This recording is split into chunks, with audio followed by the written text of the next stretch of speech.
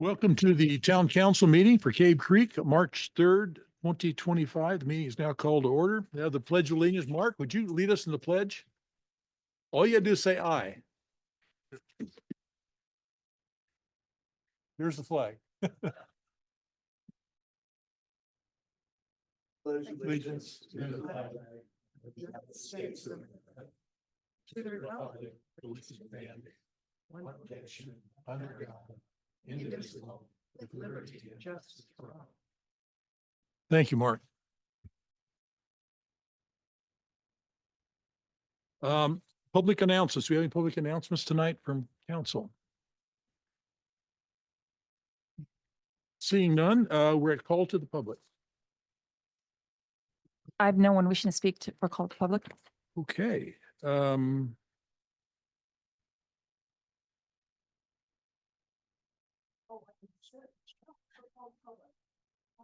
Is it an agendized item? No, not this one. I'm sorry. Kathleen Obey. Yep, Kathleen Abay. is your speaker on? It's green and that's green. Can you hear me? Yes. Now we can. Oh, Make it okay. a little closer, pull it closer. Okay. Good evening, Mayor Morris, Vice Mayor Royer, and council members. I wanted to say thank you for the most recent editorials that were in the Sonora News from Mayor Morris and from Councilman Friedman in regards to the wildfires and for the comments that you made. So I appreciate putting the reminder out for people for the fires. There was a fire recently, a couple months ago up by us, and it was pretty scary. All the fires are scary. And I'm glad that you're having that meeting coming up in a couple of weeks to help us to understand what the protocol is. If we see something, who do we tell? Who do we call? How is it managed? There's a lot of, I'm sorry, I just rushed here from work. There's a lot of miscommunication out there, and I like to know what the reality is so I know how to do things. And I think that the manager, Grady, you're the one that instigated that meeting, so I appreciate that. Could I ask a question? Oh, you can't, no, you can't. Oh, okay. And I wanted to thank Councilman Friedman for his comment in regards to the 4,000 acres.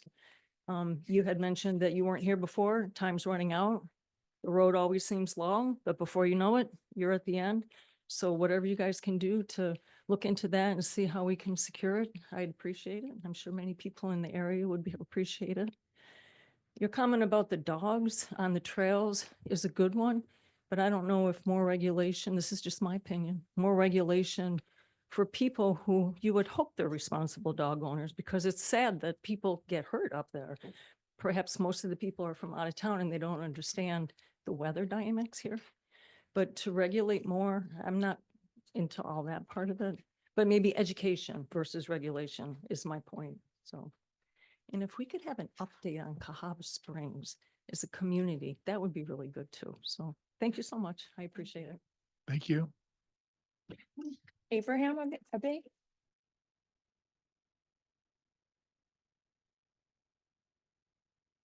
Good evening, good afternoon. And I also want to thank you guys. Councilman Friedman, your writing was very, very excellent in regards to preserving the 4,000 acres. I appreciated that. And I'm so grateful that you guys haven't just pushed that off. And I'm hoping that we'll have a greater understanding of when we had the appraisal, did it come back?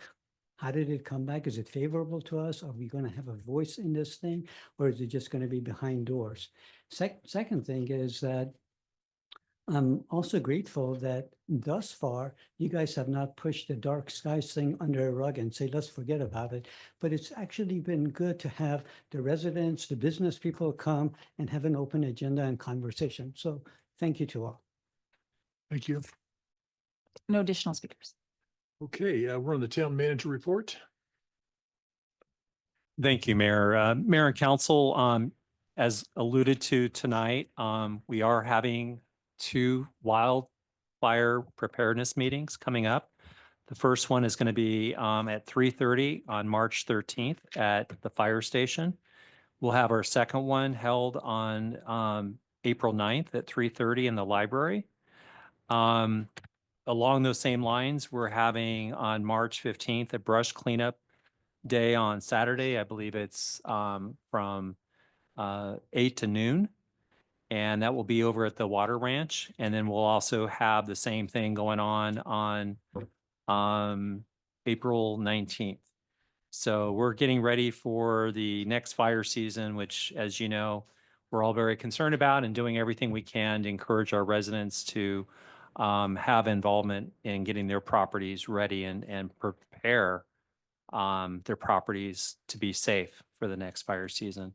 Along the same lines, also, or different information, wanted to share with you that this is the first council meeting that we have gone to a digital council packet for the council.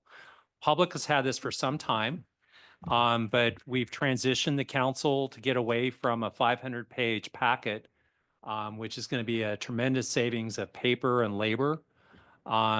We did some cost estimating of savings last fiscal year, and I don't have the numbers with me, but I can just tell you the amount of paper saved, toner, and wear and tear on the photocopier is amazing.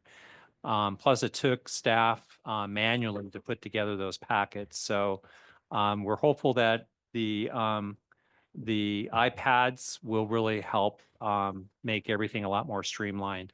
And for the sake of the public, everything the council gets on their digital packets, which is on their iPads, it's the exact same packet that the public receives that when they go to the website. So, and it's been that way for many years. It's just that they used to get paper. Now it's all digital. Mayor, that's all I have for tonight. Thank you. Okay, thank you. We. I asked a question of the town manager. Yeah, town manager, just not the public. So is there a reason why we can't share what the appraisal value came back at for the open land?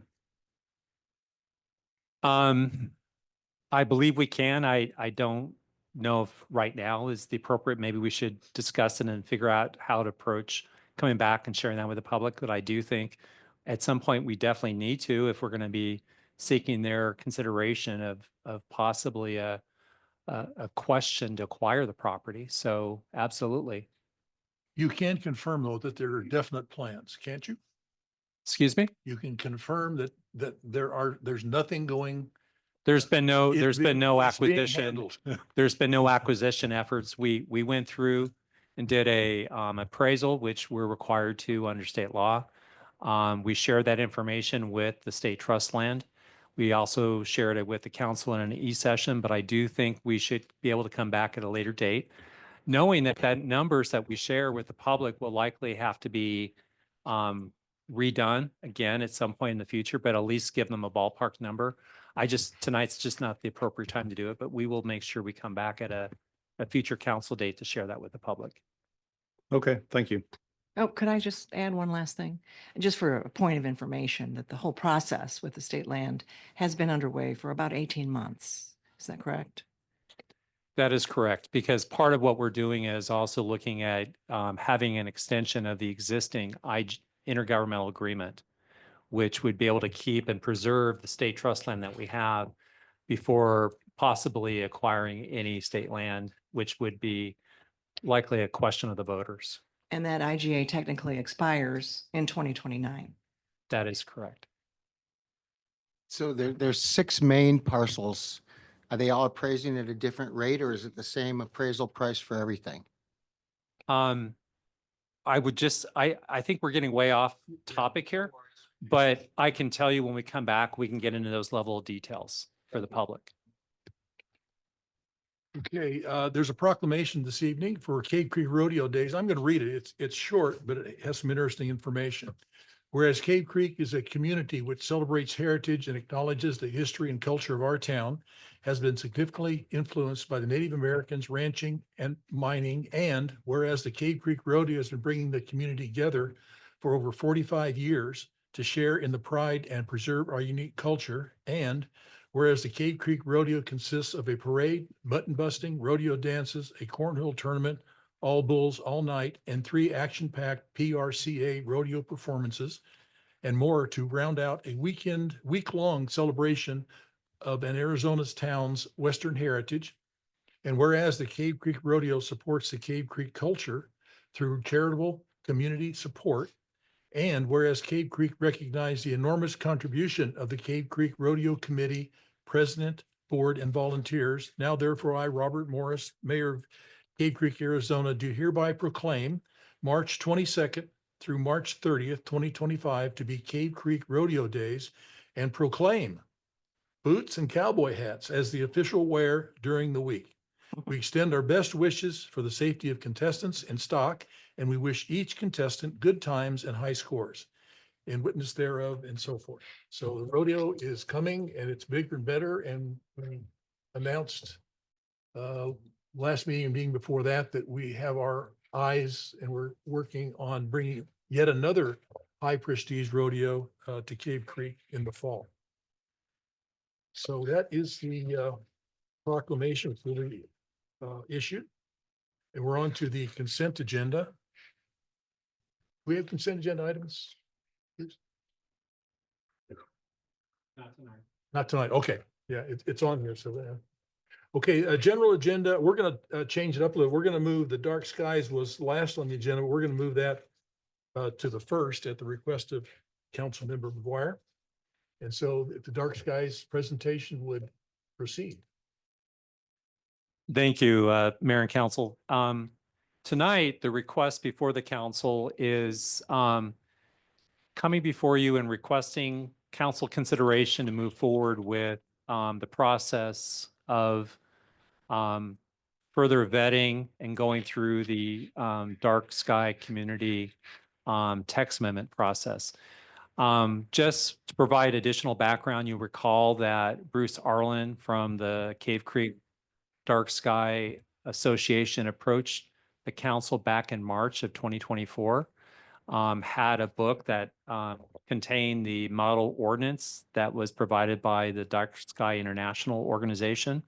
And he presented that to the council and requested council to consider the town becoming certified as a dark sky community. Back in April, since that was not an agenda item that the council could either react to or respond to, I placed an item on the agenda for the council to provide direction to the town manager. And my specific direction was for the council to direct the town manager to proceed with going through the dark sky community certification process of what that would entail. That night, the council approved that motion. And then after the motion was completed, I asked for clarification. Actually, the mayor asked for clarification and asked that we come back to the council before proceeding with this, after we had done some initial legwork on this. You recall probably the last, we have had 3 public meetings. Staff has continued to do research on this and working with Dark Skies International. And the 3 meetings that we had with the public, we had 2 meetings intended for residents. And then we had one that was really primarily meant for the business core owners. And we received feedback, but it came to my attention afterwards that I neglected to come back before you to get guidance and direction as to whether you wish to proceed or not. So even though back in April, I thought that's what the direction was, and it was approved in that motion, the mayor had asked for clarification and asked specifically, it probably would have been better to amend the motion, but that's what happened. And so out of respect to the mayor, I'm here tonight seeking your direction as to whether we proceed or not proceed further with this. A lot of legwork has happened so far, and the next step, if the council were to approve moving forward with this, is staff will work through the text amendment process with the Planning Commission. And then it would come back to council for its consideration. And then if council were to approve the text amendments, which would be necessary in order to become a dark sky certified community, then the next step would be for the town to submit an application and go through the application process with the Dark Skies International. So that is why we're here tonight. If you're confused, I understand it because I thought we were going down a path that I had clear direction, but once it was brought to my attention that I needed to come back, I wanted to make sure that I was not getting crosswise with the direction of the council. With that, I'd be happy to answer any questions the mayor and council may have at this time. I think you just ought to clarify that this is not approving dark skies. No. This is directing the staff to take it to the planning commission for analysis with regard to our code. And then there would be another actual approval vote would be another council meeting sometime in the future when all that work is done. So this is not an approval. Very good point, Mayor. And for clarification too, our town attorney and staff and I have been working through some of the issues. And I think there's some things that that are still in flux right now. But we have roughly 6 weeks or so that we're confident we can get this all figured out. It's really just one text amendment that we're trying to get figured out right now. And I'm not really having an issue. I believe that we're confident we'll be able to get this worked out. And it's not an issue at this point. So thank you for your clarity. Yeah. Thank you, Mayor. Grady, at this point, do you feel like you have adequate public input through the public meetings and the work with the consultant to move forward with those amendments with the planning commission? I do. I do think we're going to probably have some additional public involvement, obviously, that will occur at the planning commission level and also at the council level. We have been requested by the business owners. They'd like to have a checklist so that they can kind of see what they may have to do or what they would like, what would be required or requested of them to do. So we're going to be working on that. In fact, right now, Steve has been working on what that checklist might be. So basically, the public will still have involvement all the way through. We did preliminary public involvement. The only criticism we had at that time, we did have John Barentine, who was the executive director of Dark Skies, who previously was the executive director, but he was available to provide feedback to the public with some of the questions or concerns that they raised. And I thought that was very helpful because he has helped a number of cities go through the dark sky process. And so I thought it was very helpful to have him there. So I'm thinking we will probably still engage him once we get to the commission and council level, because I anticipate we'll have public hearings where that would be very helpful to have somebody. Because the staff and we don't have the level of expertise to be able to answer questions on how other cities have done this or what alternatives maybe that people might be able to work out or businesses might be able to work out and still be compliant with the dark skies. So I think it's going to be helpful to have this person continue throughout the entire process. He's not here tonight because this was a very more or less a simple question for the council. Councilmember Rhodes. How significant difference are we talking about? How much the difference between the revised ordinances you guys are looking at versus what we had? Is there anything really earth shaking? No. There was housekeeping that we needed to do anyways. One was string lights. We've heard a lot from both the public and others that right now they have proliferated, and a lot of that has happened since the COVID pandemic. And it's not just here, it's all around the country. You see people having what I call bistro lights or bistro lighting in their backyards. And then you also see restaurants doing that. And so a lot of city codes don't really address that now. So there's some things like that that are a little bit different. But again, following our existing lighting requirements of shielding and having them only be operating during certain limited hours, I think is really not too far off from what our current lighting code is. Thank you. Sure. Councilmember Aguirre. Can you clarify the role of the public and the protocols in the planning commission? Because in a recent planning commission meeting, Mr. Breckner clarified, you can speak up before the meeting, you can speak up at the end, but he wasn't taking comments during the processing of the agenda. Well, text amendments by state statute, I believe, has to go through yes, so Okay. and he's very familiar with that. So the matter you're talking about was it had to do with a site planning Correct. process. So that's a much different, more or less an administrative type action that and a lot of times it's handled at the staff level, but Thank it's you. completely different than this type of process. Mr. Mayor, there is an issue. I mean, we will be charged with bringing back a code that we believe can help you successfully accomplish approval from the Dark Sky organization. Having said that, and there are some members of the community who believe there could be tension between the non-conforming use statutes of your code and what the Dark Sky ordinance requires. I agree with Grady. I think we have a solution that can work out. But I know some may be listening to this, till we say that it's not, that they'll say there's more than housekeeping.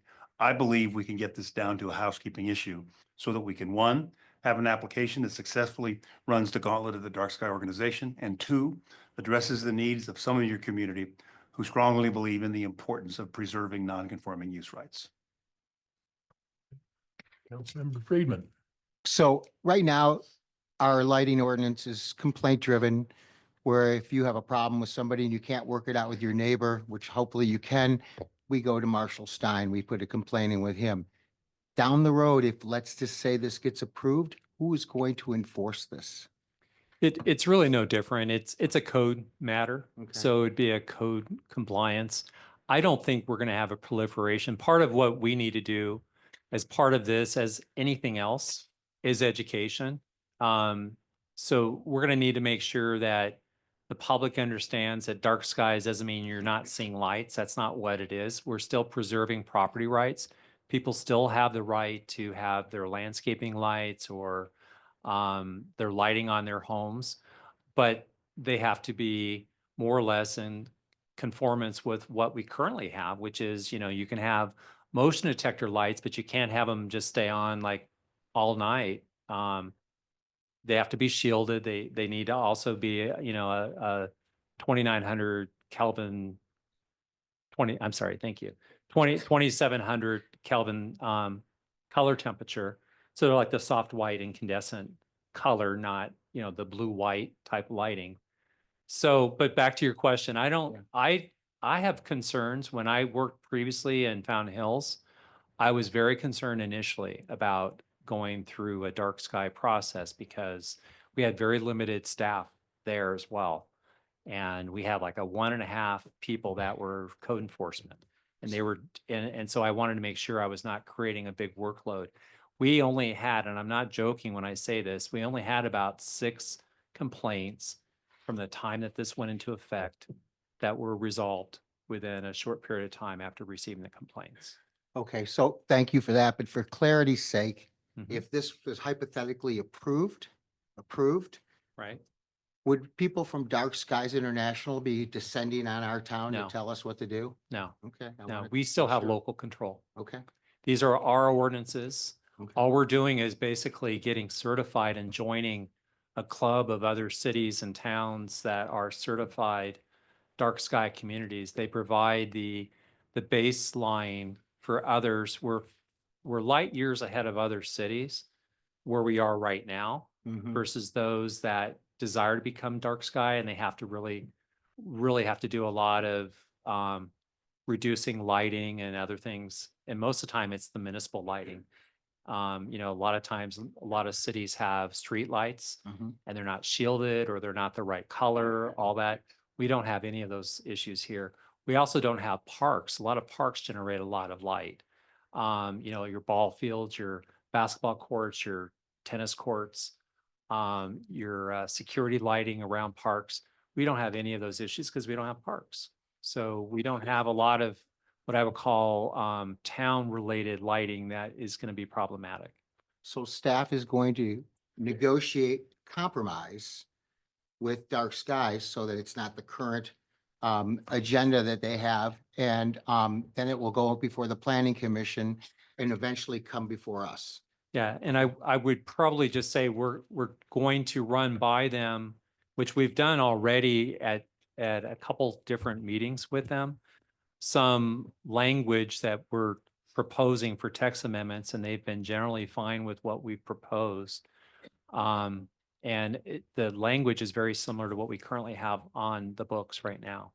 So I would say we're going to probably, if council were to allow us to proceed with this, I would tell you, with the exception of the item that our attorney was talking about, I would say we're probably like at 85 to 90% having similar language to what is on the books right now. Tom? Thank you, Ms. Mayor. I was pleased to hear what your proposed schedule is, because the other challenge of Dark Skies is Dark Chamber. Summer recess will be here in June and goes right up, I think, through September. So I don't know what's going to get from planning and zoning to the council, but we could conceivably be doing it in the fall or early winter. So that's a very good point, Councilmember. So we have sought the opinion of our town attorney to help do what we can to expedite this. Part of the challenge, and we'll probably have to come back to council at a later date on amending our town code as it relates to our meeting notice requirements. But we're going to be doubling up on, right now, our utility bills are used for helping meet our noticing requirements for public hearings that go before the Planning Commission and the council. And we are doubling up on that and letting them know, like at the, I believe is it the March billing cycle? We're putting in, now we just have just 1 week where we have all utility bills go out, and it's like one billing cycle. And it's going to be the end of the month, noticing that the Planning Commission will be hearing this matter at that time. We're also doing a legal notice in the newspaper, but we're doubling up so we don't have to have the delay. So we're thinking we're going to be able to stay on target to get the second reading completed by the second meeting in June, if everything works without a hitch. To your point, if there is a hiccup along the way, it could be that the second reading may not occur until perhaps in, say, September. But right now, the schedule conceivably could be, assuming it comes out of planning and zoning, it could be on target to come to council May, June. If I can do a follow-up, when is it scheduled to be heard before planning and zoning? The meeting in April. Okay. Yeah. The first meeting or the second? And meeting? I'm one, I'm an optimist. I'm always the glass is half full. So I've anticipated along the way that there would be a hiccup, and initially the hiccup, after we had this delay by coming tonight, was the noticing requirement was going to be, we wouldn't even be able to get it to the council until for the first reading until the first meeting in June. That's assuming no other hiccups with the board. But we were able to find a solution on the noticing requirement on how to double up the notice about the subsequent meetings coming up. And it's possible procedurally that, say, the Planning Commission is not ready to take an action in April, and that I fully understand that, then they could continue that meeting until the meeting in May, which then, of course, delays coming before council until June. So to your point, it could very well happen. Okay, I really appreciate all the detail. At the state capitol, delay can be death, and I just wanted to see that we didn't try to replicate that pattern up here. Right, So, thank you. sure. Other comments from council? Okay, my comments are, I still see a lot of education needed. There will be no radical changes. We will not be operating in the dark. We're not going to cancel rodeos and concerts and things like that. It restricts the color of light, which is the K, and it turns lights on when they're not needed, like in the middle of the night.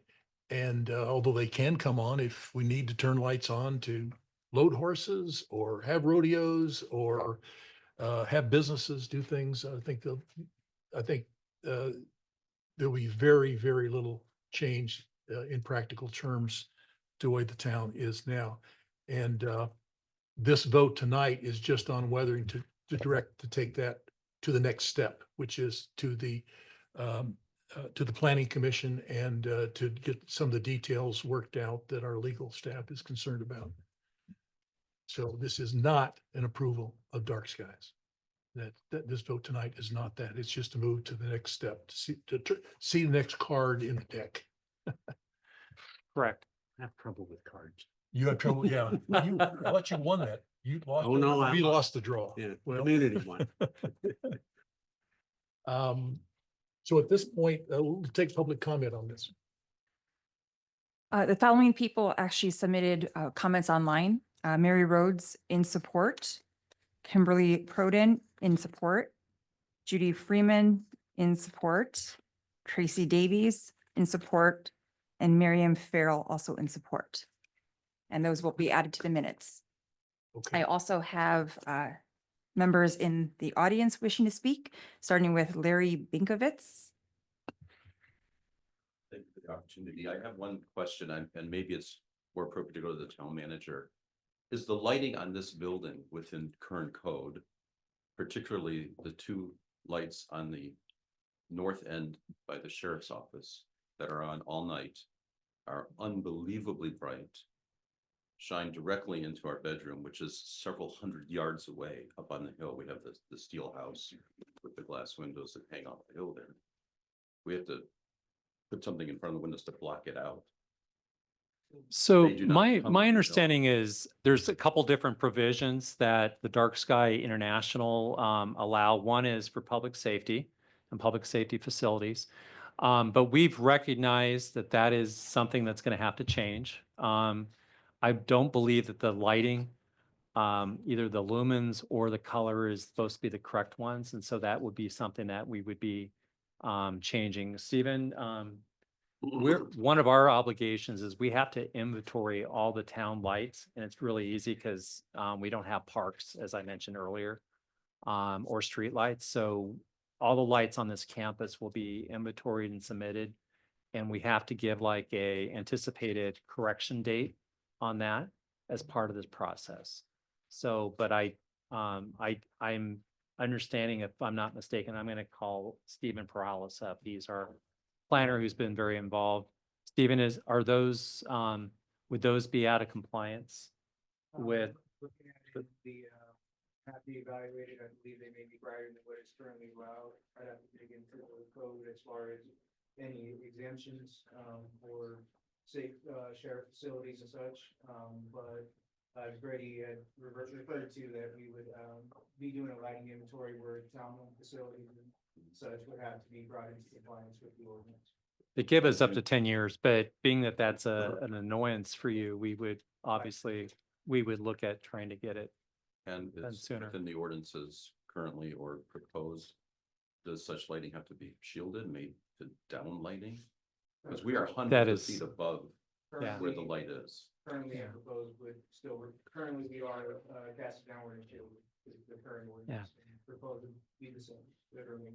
Yeah, we would be looking at trying to get it in compliance. At the same time, as I mentioned, public safety facilities are some that are exempted, but we also want to be a good neighbor. So we would try to do what we could to do to not be impacting you. Me too, and I'm all for safety for the sheriffs and the marshals, but is there a way I would find out from you what the disposition is once you've done your?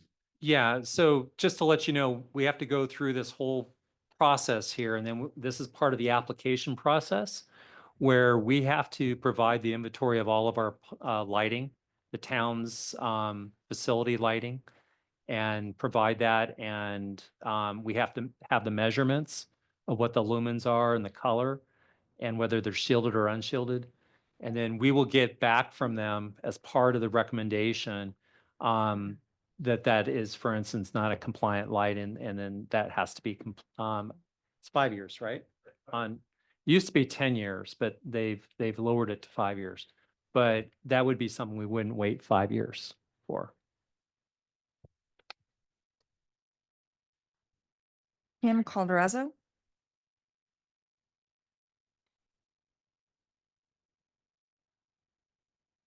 Aye. Thank you all.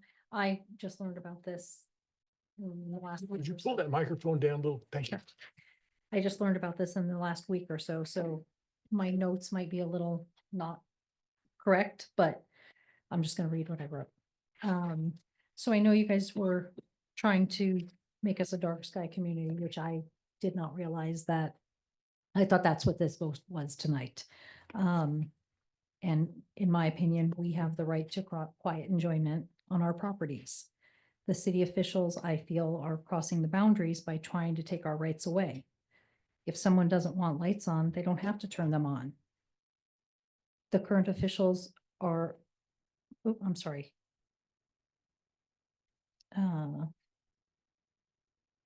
What are the current officials thinking with endangering all of us by restricting our lights?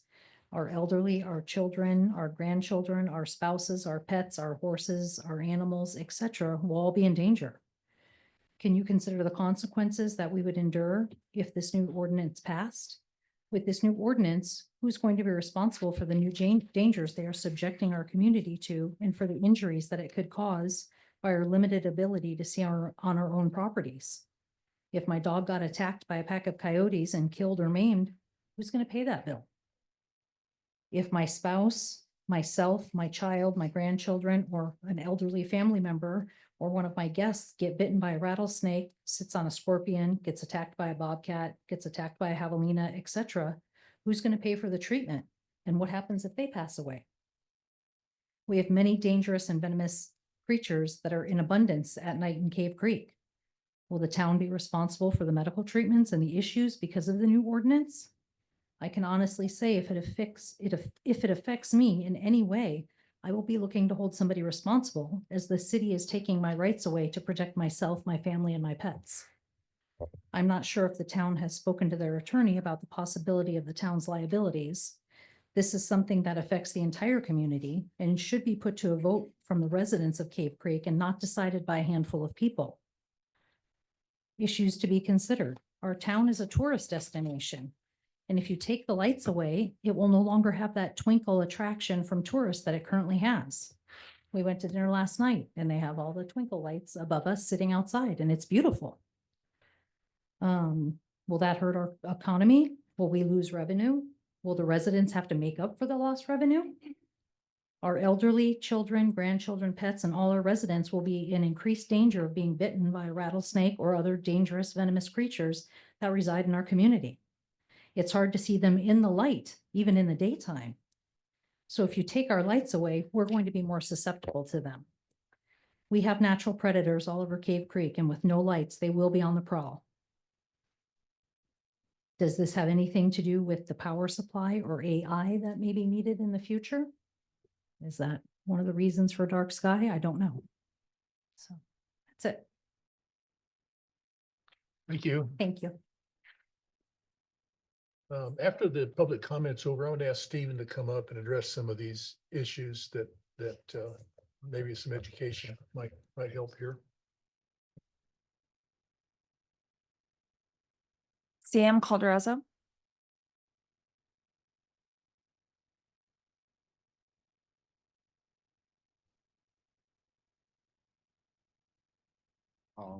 I have one question. What is the reason for dark skies? It makes absolutely no sense in my mind what we're even talking about. We do have properties here. We have the rights to have quiet enjoyment of our properties. And what is the purpose of a dark sky? If there were dark skies, that means airplanes shouldn't have lights. Danger. If there were dark skies, that means you need to take out the sources in outer space that light up planets. I don't understand what this is about. You're doing this for what reason? I ask any one of you to possibly give me an answer that's logical to the question.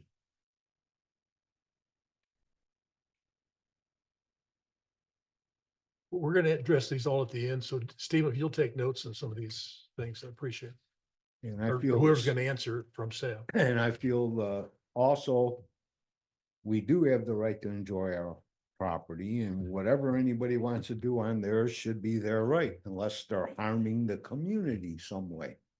I see no harm in lights. We have lights on every appliance. You open your car door, lights go on. You open your glove compartment, lights go on. You get up in the middle of the night in a home you may have lived in for 30 years to go to the bathroom. First thing you do is turn on a light so you could see. You can't navigate in the bathroom after 30 years? Ask anybody if that's not the first thing they do. Lights are a necessity. They're not a danger, and they really aren't harming nobody, other than infringing on your neighbor's rights by removing your right to enjoy your property safely and securely. And I think this is a ridiculous idea, and I don't know why it's being suggested. Unless the new thing is to just put more and more controls on people. And that's not what America's ever been about. It should be a free country. And when you work and pay for a property and you're not harming nobody putting on lights, nobody should be involved in that. Like the gentleman prior who spoke, the light goes in his room and it's okay, directed down. But are people who spent thousands of dollars on outside lighting, are they grandfathered in if this thing passes? Because I, for one, I'm not removing lights off my house. And they're not, they all have covers on them and stuff, or under eaves, but they're not going away. In my backyard, I have pets. The lights, I have 2 spotlights that I flip the switch, look out my front patio door, my back patio door, my side window before I let my dog in the yard. If I can't see out there, and I've lived here 45 years, probably 40, 50 bobcats on my property. I've encountered hundreds of rattlesnakes, including Mojaves, that if you do get bit and survive, your nervous system is shot for the rest of your life. There's javelina, they come to my property, and I live in Black Mountain. I don't have no big ranch or nothing, but the bottom line is 8, 9, 10 javelina at a time. This year alone, I've probably had 10, 12, 30, 40-year-old plants pulled out of the ground on my property. They don't seem to like to come around when they see lights. Well, when the javelina.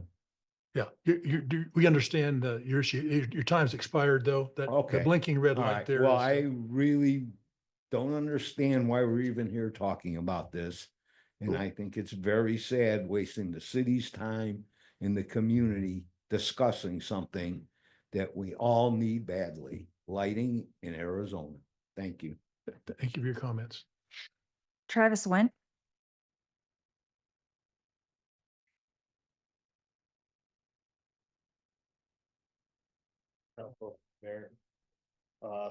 Before you start, Trav, I'm gonna remind everybody that you have 3 minutes for comments. That's not questions or things like that. You're commenting on what we're doing. And when the light's green, you can talk. When it's yellow, your time is getting in. When it's red, please wrap up your paragraph and you're advising us on what you would like us to do rather than informing yourself about the issue. We'll have a lot of meetings, and there have already been a number of meetings to educate, and it looks like we're going to have more. So go ahead, Travis. Thank you. Yep. So I just have a list of kind of questions. I don't expect you guys to answer them. These are questions that are somewhat rhetorical. We've spent a lot of staff time going back and forth. We've spent a significant amount of time, including all the residents here who've come to all of these meetings. I know I've come to all of them, that that have come up other than the ones that were the initial proposals for them. So I'm curious about the amount of staff time that we're making the town manager and Stephen go through all these hoops for something that I think is deeply unpopular with your current residents. Right now, you guys have stated you currently have 90% compliance with what Dark Skies would want to do. My opinion is that we should keep what we have. And if we want to make small tweaks here and there, let's make those small tweaks. I don't see any benefit. And so far, no one can really tell me a benefit for being Dark Sky certified. My issue is less with the pollution and it's more with the association with this Dark Skies International, who, if anybody would care to look up what they look like on the internet and their presence on the internet and what they publicly stated, things like light justice, diversity, equity, and inclusion are all over their material. I don't think that's consistent with Cave Creek's values. We have an advocate for, right, Tom Barentine. I don't think it's really fair that there's not an advocate against Dark Skies. There's been no info, so we've asked several times for what the proposed code changes are. I understand they're still in the works. But we've asked for those things a month and a half ago. We still haven't had any of that information provided to us. Another issue, it sounds like the staff is already kind of leaning towards pushing this proposal. Again, we're still at an early stage. I think at this point, the town, the council, everyone should be pretty in the middle about it. And it just doesn't sound like that from the way that I'm hearing people speak about it. Like I said, we still have no demonstrated benefit.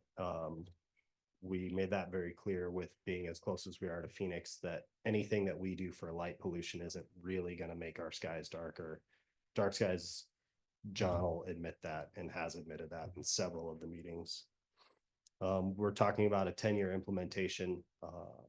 I don't think that that is doing anything but kicking the can down the road. So we can say, oh, you guys have 10 years to come into compliance with it, but in 10 years, we're still going to have the same problem that we have now, which is we don't want to be in compliance with a law that is overly restrictive. They talk about joining an exclusive club. When we joined the Dark Skies group, that club is Sedona, Bisbee, Flagstaff, Tucson. Maybe I'm way off, but I don't think Cave Creek really is in the same vein or in the same view as Sedona, Bisbee, Flagstaff, and Tucson. But also bring up the rodeo grounds. The stadium lighting for DSI, Dark Skies International, is pretty restrictive. And then the last point is code complexity. So I don't want to see the code go to such a complex level that we're forced to buy Dark Skies approved products. And I hope that's not the case, because then that point we're lining the pockets of a group that really doesn't align with Cave Creek values. Thanks for your time. Thank you. Bruce Arlen. Thank you, council, for and staff very much. Stephen Perales has worked very hard, not too many hours, I think. Luke Kautzman, Grady Miller, others, for having what we would call a discussion, so that it goes to P&Z to keep a discussion going. We've worked very hard. This is what it's all about, to talk about it, to keep that going. So I hope tonight, in a very positive way, you vote to move it to the next step, to keep the discussion going and to dig down to every detail. I was happy to see our town manager, Grady Miller, be also very positive about this process, as I am. I would like to correct one thing I heard tonight. 90% of the people are not against it. Most people are actually in favor of it. But again, it gets down to education. We are in favor of lights used properly. It's not about turning lights off, all lights off, and not using lights. We love light. Do light right happens to be a phrase that is used in Cave Creek Dark Sky. And so that's all I want to say. Thank you. And I hope that you vote in favor of moving it to the next discussion level. Thank you very much. Thank you. Janet Moore.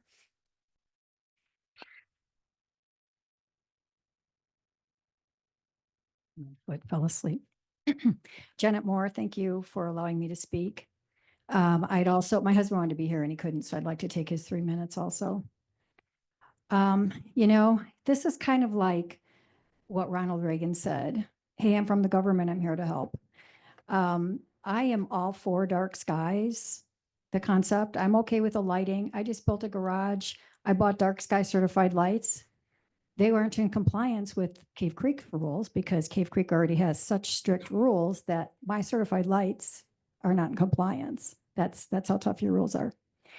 I just do not want an HOA type of government to control it. We have a system now. We do not need to have some sort of a government agency, which is what it is. It's somebody governing us. It's an organization from another country. They're profiting from it. It's an LLC, a 503C. You're not getting any tax money from it. So why are we doing this to ourselves? It was said that, oh yes, the people are educated enough, but 5,100 citizens live in the town of Cave Creek, and I saw a handful of people at those meetings. So I don't think the word is out. And I do believe a lot of people do not want to be governed. If you drive down the streets in the town, you're looking at neighborhoods that don't want an HOA. People moved up here because they don't want an HOA. So have your dark sky ordinances. I'm all for that. Have it dark. But we do not need to be certified. There's 5,000 acres to the north of us in between the town of Cave Creek and Spur Cross. The people in the county can turn their lights on as bright as they want. We have Phoenix to the south, and then we have over 2,000 acres bordering to the west, which I can't remember if that's Phoenix or the county, but they can have their lights as bright as they want too. It's just silly. They even said at the meeting, the dark sky gentleman said that they cannot guarantee that it's going to do any good being certified, and they can't make it darker. So it's just being a part of giving them their money or whatever it is, their prestige or whatever. We don't need it as a town. We do not want to be governed by another government entity. Let's see if I have anything else in here. It is taking our private property rights away. When you have somebody governing us that I can't vote in, that's taking our private property rights away, I believe. You're not voting in dark skies. And I don't know who those people are going to be. And the other thing too is I hear a lot of people saying, oh, it's only because the town doesn't protect the ordinances. They're not enforcing the ordinances. But at the same breath, they're saying that the town's going to enforce these ordinances. So again, why do we need to have this layer of people?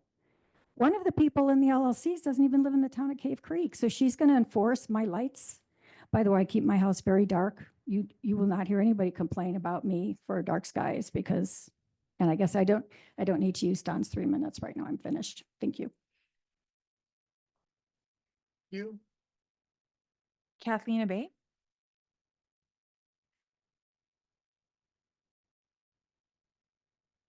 Hello again. Thank you for this discussion. Can you hear? Hello again. Thank you for this discussion. Some of the questions that I had, comments that I were going to make have been answered already. Grady Miller did a good job explaining that, and as well as the manager. So, and I really appreciate that you guys are asking all these questions. I see it as a designation, and I realize and understand that a lot of the ordinances that are already in place already are lower than what Dark Skies is mandating if we get that designation. My understanding, it's not a group of people that are going to come in and regulate you. It's not a governmental regulation. The cost out of pocket to the town, other than maybe the building that needs to be resolved, so he's not inconvenienced, is minimal. It's just an annual fee. I guess Bruce can probably clarify that, but it's not like you're paying money out to an organization. But living in Cave Creek, yes, we have the county and they don't have regulation. Yes, you have Phoenix, they don't have regulation, and all that's coming up here. Where I am up in the northern part of Cave Creek, on the other side of the Seven Sisters, you can see the glow that's over there coming. But it's not, into my view, It's not in Cave Creek, but you see it over there. And the difference between that, I used to live on that side of town. The difference between that and where we are right now, I go out at night and let the dog out and I look up in the sky and it is crystal clear. And that's what the people of Dark Sky, the people that support this, and there's a lot of people that live here that support it, are looking for. It's not about turning off all your lights. And if you're going to have the rodeo, well, it's an event. It's a public event. It requires things to be safe. You turn the lights on. It's going to go off at 11 o'clock, 12 o'clock, whatever that specific time is. I believe it's 11. You turn your light off. You don't have your overhead barn light on or your overhead RV garage light on while you're working on whatever you're working on. I just think I look at it as a designation and I look at it as positive. And if we're already doing all these things, why do we need it? Just to solidify it, to keep the character of what this town is all about, and just to keep it beautiful. Once, if you don't, what, the future hold, you could be just as fearful. What does the future hold? Will another council or planning and zoning commission change it and everything's gonna be bright? Once you open the door, you're never gonna be able to go back. And that's for a lot of different things. So thank you so much. I appreciate it. And I'm definitely in favor for this. I appreciate it. Thank you. Corey Calderazzo? Not here. Oh, okay. Lisa Greenman? Good evening, Council. Lisa Greenman on Morning Star. First of all, I want to say to the people in the back, this is not about turning off lights. It's not about not having lights. Okay. I know, but that's, I just wanted to say that to clarify. Please stop. Please stop. I'm gonna bring it to order. The person at the podium is talking to council. Don't talk to people there, don't talk back. This is a political meeting, a governmental meeting, and the protocol is you're speaking to council. Thank you. And I am speaking to send it on to the next stage. And the reason that I want to do that is because clearly there needs to be more public information that's of the correct variety. It's not about turning off your lights. And it's not a government agency. And nobody's making money off of this. So these are the kinds of things that keep needing to come up, just besides what we also have to deal with in terms of the ordinance, which had to be relooked at anyway. And the board of the Cave Creek Dark Sky did the initial work to make that happen and brought it in. And then the town and Steve, with all the work that he's been doing and Luke has been doing, which was work that had to be done anyway, it was already set on a glide path by the board's work and by Ballantyne coming in and working too. And so I think that at this point, we're in a really good position to take it on to the next level. And from there, clearly more education needs to be done, which is kind of ironic because the whole point of Dark Sky International is education about lights so that you can see the night sky. It has nothing to do with turning off your lights, not using your lights, not being protective of your children or your dogs or your pets or anything else. That's not what it's about at all. So you know where I stand on this issue. Thank you. I appreciate it. Thanks, Lisa. Corey Calderazzo and Kathy Calderazzo do not wish to speak, but they are both opposed. Two opposed? Mhm. Okay. I have a private, I have a note here from Mark Malin, who appears to be opposed. I put him in the opposition category. Other comments, public comments? I do not have any additional. Grady, I'll let you decide who, somebody want to, kind of, Yeah, if sum up, some of the issues that may not. Stephen Perales, our planner, he's been the primary principal person on this. Do you want to come up to maybe the table or the podium? Yeah. And address some of the concerns that were raised tonight? Certainly. I have more than 3 minutes, right, Mayor? For you, it's 2. Okay, gotcha. So, Mayor Morris, Vice Mayor Ray, and council members, pretty much just more of looking into this and the previous meetings that we had as far as, sorry, is people able to hear me? I thought, as far as why are we doing this, it was initially directed to the town manager to further have staff evaluate this, see where we currently are.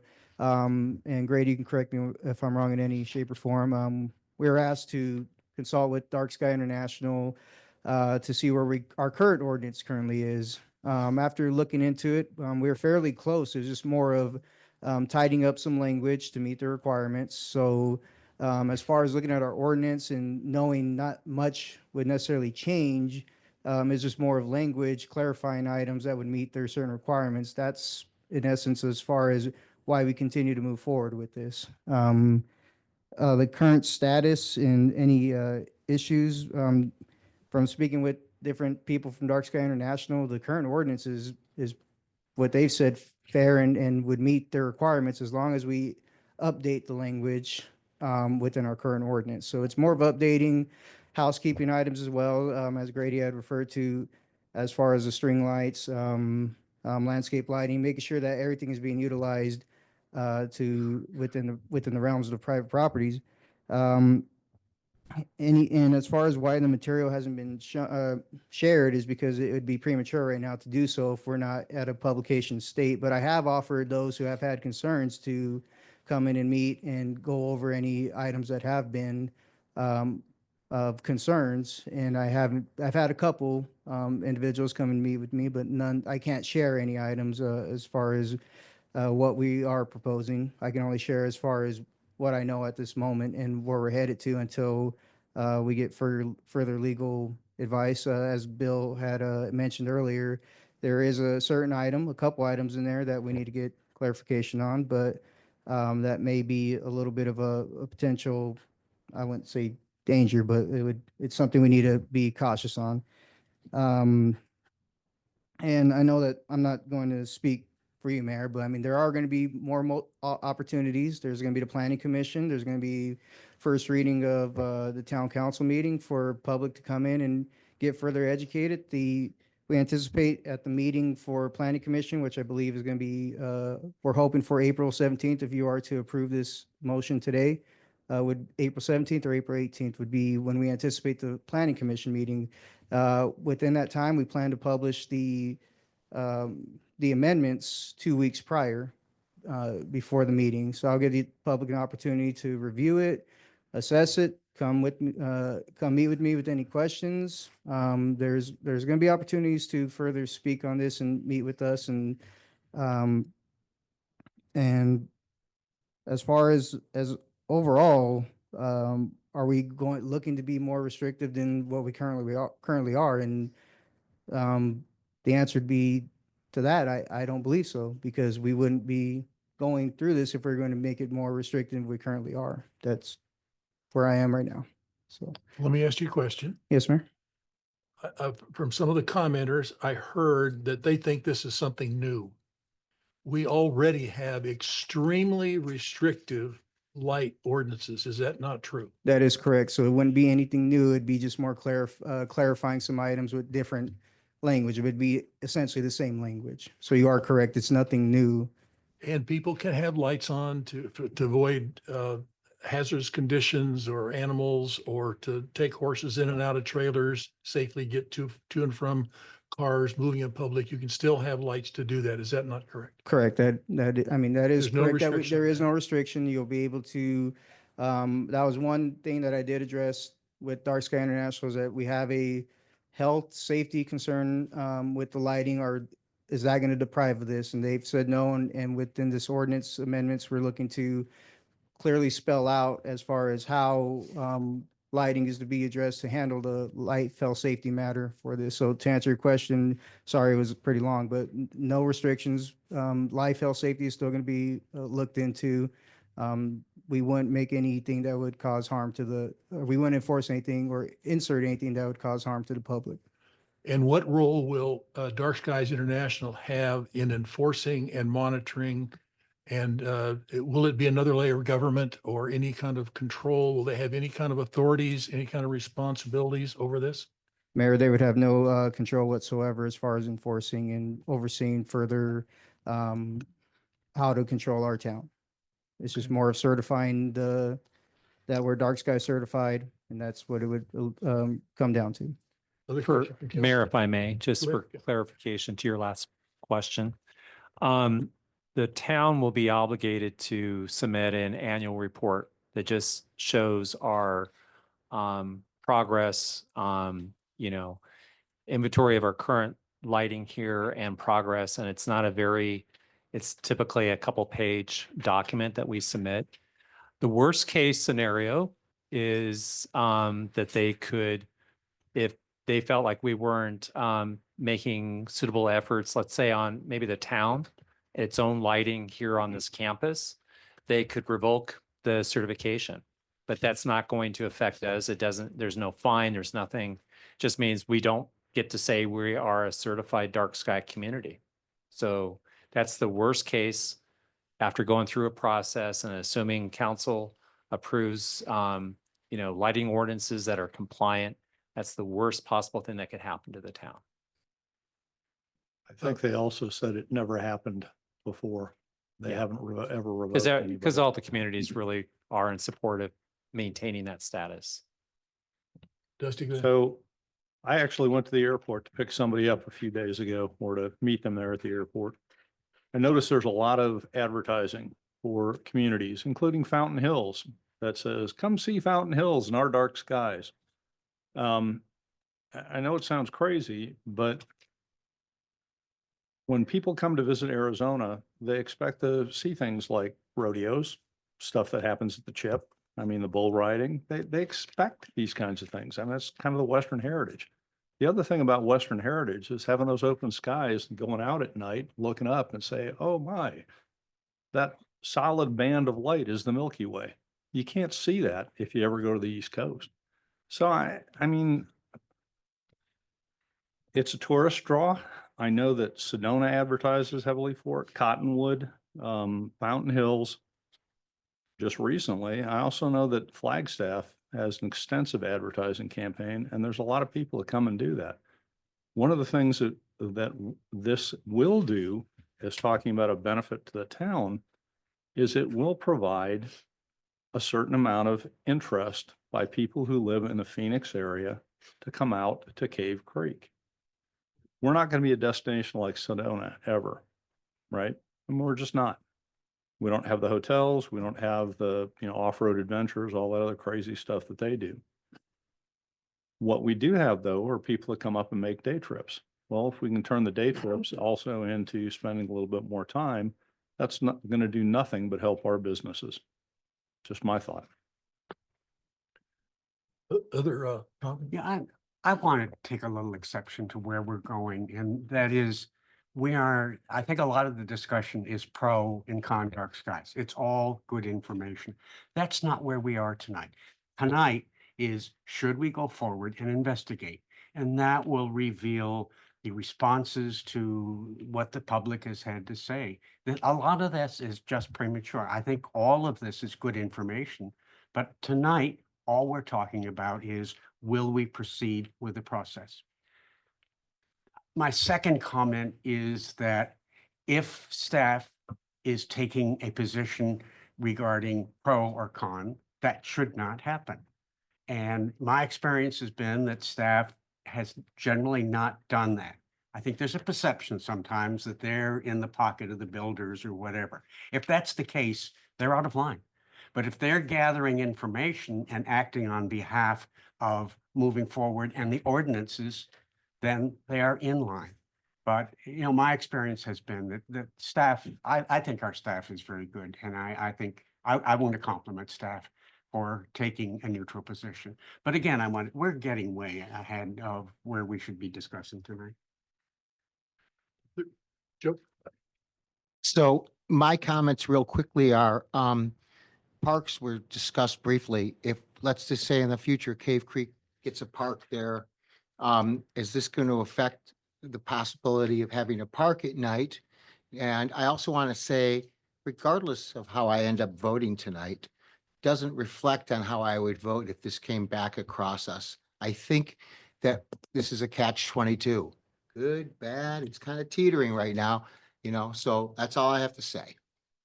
Did you want to take the park comment, or I could do that as well. I'll chime in on that. So that's a portion that we had to look into clarifying. Right now, we just have outdoor recreational facilities listed in the current zoning ordinance. That's something that will fall into that category on how they are to be regulated and so on, but the lights wouldn't be regulated, restrictive on that end if we were to have a park and so on, so. The lighting would be all shielded and would have hoods on them so that they wouldn't leak into, say, neighborhoods or, and they would be timed. They would not be on past, say, 11 o'clock at night or the use. If there isn't like ball fields that they're not being used, there's no need for the lights to be on. So, but we may have parking lights may be on up until like 11 o'clock at night or something like that, just for security purposes. Thank you for that. Comments down here? Question, Tom? Thank you, Mr. Mayor. How about a historical review? Because I know you love them. For those of you who were here in the 90s, we had the horse issue. How many horses can you have on an acre of land? But it wasn't just the horse, it was the cattle, the chickens, the goats, and so forth. And like most laws in most societies, they're not really designed for the majority. They're designed for the minority that don't want to make decisions based on reasonable behavior in relation to their neighbors. But the horse issue in the early 90s, it went on for an extended period of time. It got very bitter. And the thing that I learned back then, which I keep remembering now, is Cave Creek is not Phoenix. And the reason everybody lives here is because we're not Phoenix. So the incorporation in '86 was to protect us from an imminent inclusion into the city of Phoenix and their values. Look at the failure of New River. New River's been here as longer than us. They have less plumbing, but they have been fellow travelers from the old days. The horse issue in the old days, in the 90s, became a controversy because so many people had moved here from Scottsdale and they had horses for 30 and 40 years. And the city changed, the values changed, the elected officials changed. And Scottsdale went from being a horse community, and they too had horses downtown in Old Town to the Parada del Sol. They had that lifestyle back in Scottsdale that we're still maintaining pretty well up here. So the people behind the protected rights on their property for horses were people that had been left alone forever. And then finally they were refugees, like probably everybody in this room is an urban refugee at some point in some time. We had Tree City USA for a while. I can't resist mentioning that as a personal lobbying opportunity. But Tree City USA was kind of a designation like this. And it was designed to try to get us to actually agree to a quota of tree replacement and so forth. And it's fallen by the wayside. But I would certainly entertain an opportunity to talk about that with staff at some point in the future. But if you accept the premise that Cave Creek is not Phoenix, a lot of the things that we still have up here that we take for granted, wells, septic, underground electric utilities, all of these have been decided by codes and governing officials and so forth. So today, probably the most important remnant of early Cave Creek is that we have cottage industries. Everybody here can do activities on their property that you would never see in Scottsdale, Phoenix, or Fountain Hills. And there's definitions in the code of what a cottage business is. And we have a lot of interesting interpretations of what cottage businesses are up here, whether it's a bed and breakfast or auto repair or things in between. So Cave Creek is eccentric and eclectic, like it's always been described, because it is the antithesis of what was where everybody came from. So we have this remnant dark sky up here. And yes, we're losing it to the light bleeding over the top of Black Mountain. For me, as someone involved in the town over the years, dark sky didn't mean an esoteric certificate from an international organization. It's kind of intriguing.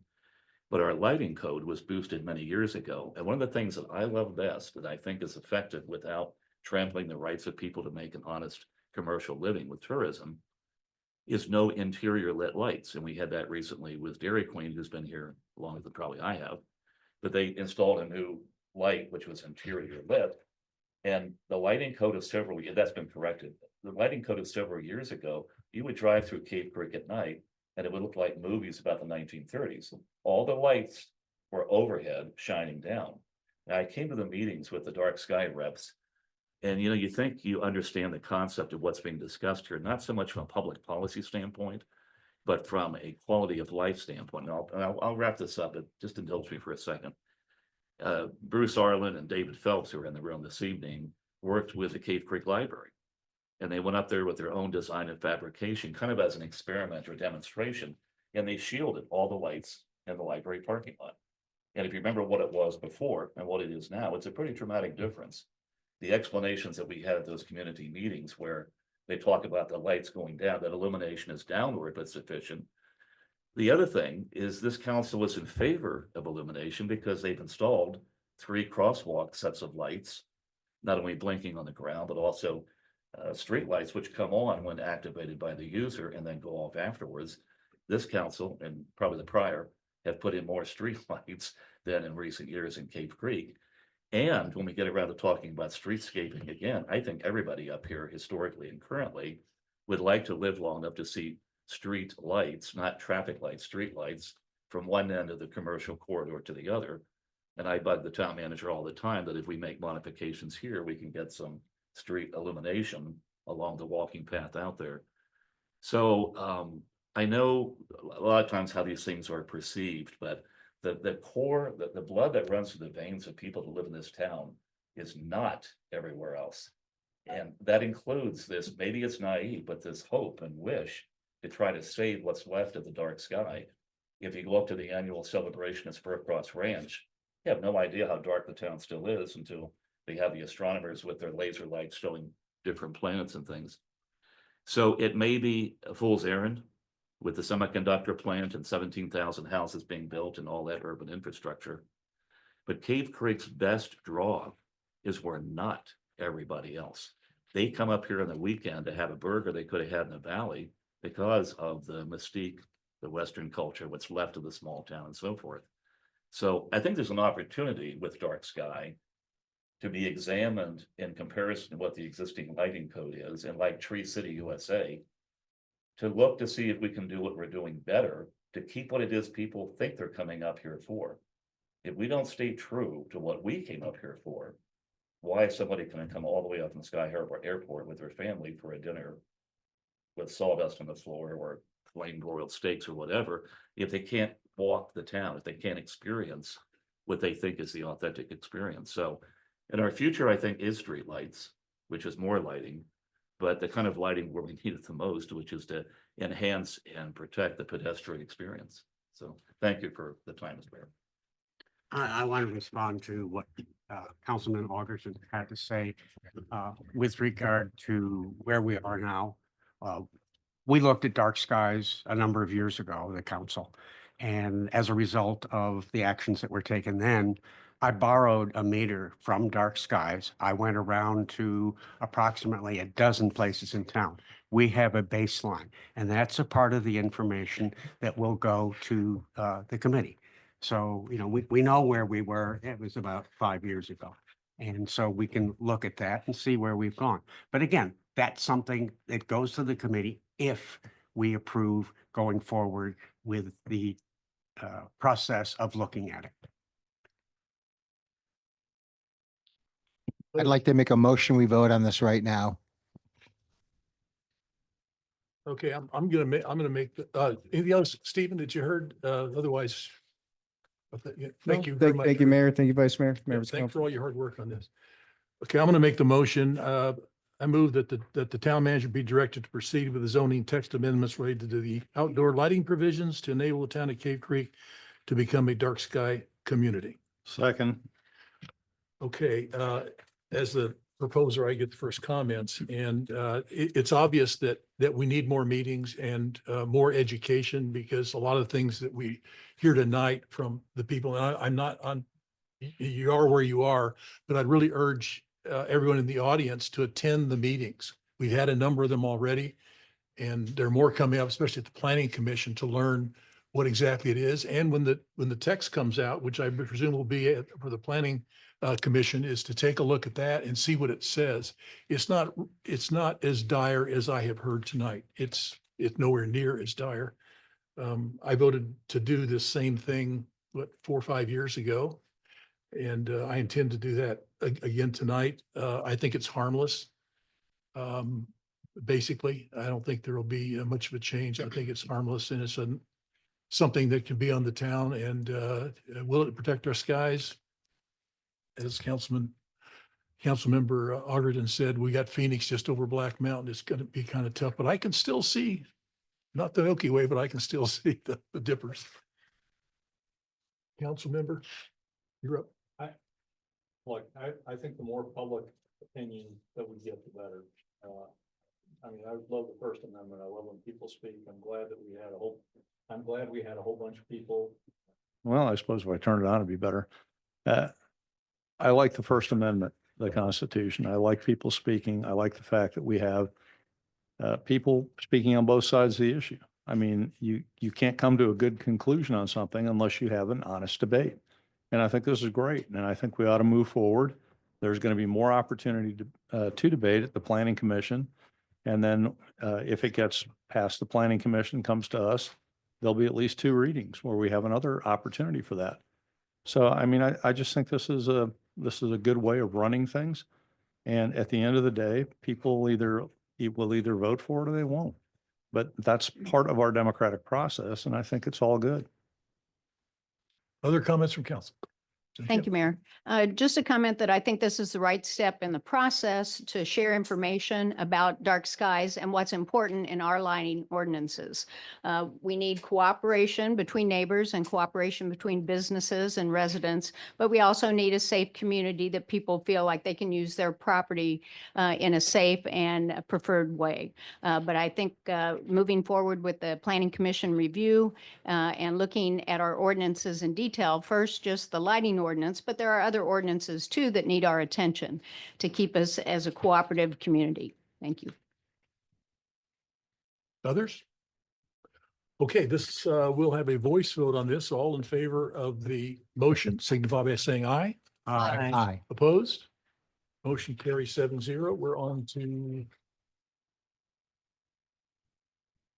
to agenda item number 1 is council discussion, possible ratification, additional costs of $5,000 for annual financial audit services.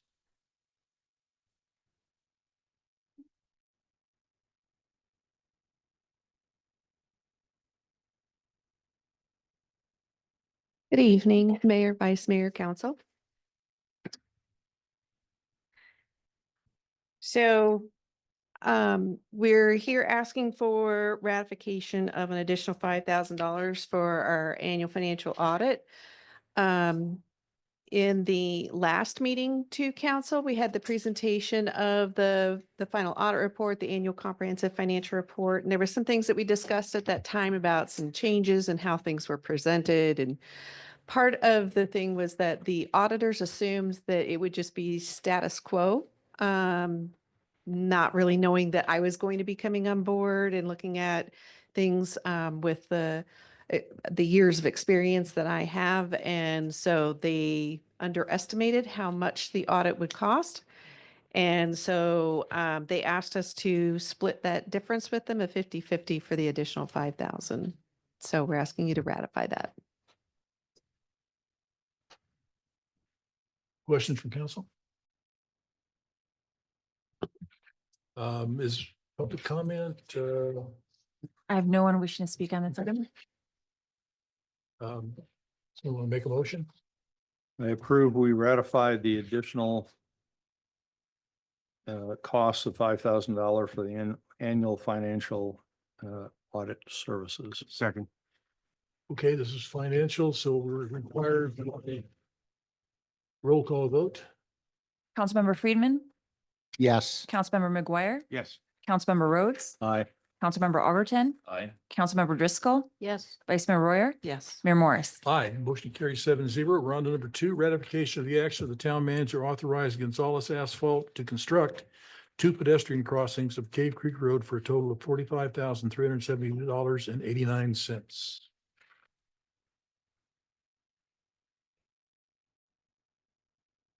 Mayor and council, thank you for hearing this.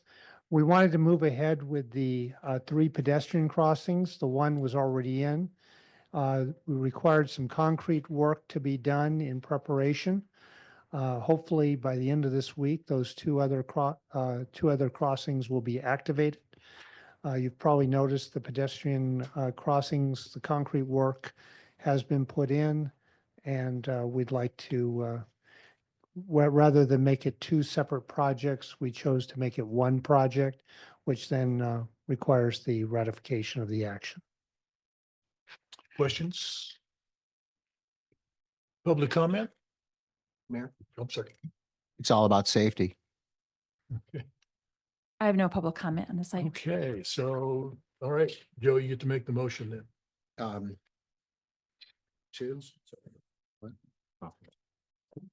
Staff recommends that the council staff recommends that the town council moves to ratify the action of the town manager in approving the work performed by Gonzalez Asphalt related to pedestrian safety. Just add totaling $45,372.89. Totaling $45,372.89. Second.